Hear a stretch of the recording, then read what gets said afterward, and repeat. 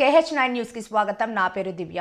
విద్యార్థి పడిగిపల్లి కారుణ్య మృతిపై గౌరవనీయుల high court sitting judge గారితో విచారణ జరిపించాలి. ఒకే అనుమతితో మారుతి కళాశాలలు, 3 కాలేజీలు మరియు హాస్పిటళ్లు ఏ రకంగా ఏజెన్సీ ప్రాంతంలో 1/70 చట్టానికి విరుద్ధంగా బిల్డింగులు బహుళ అంతస్తులతో నిర్మించుకుని 5వ షెడ్యూల్ చట్టాలని తుంగలో తొక్కి ఆదివాసులు త్యాగాలతో కూడుకున్న హక్కులను చట్టాలుగా మార్చుకున్న మారుతి కళాశాల యాజమాన్యంపై చట్ట ప్రకారంగా తీవ్రమైన కేసు నమోదు చేయాలి.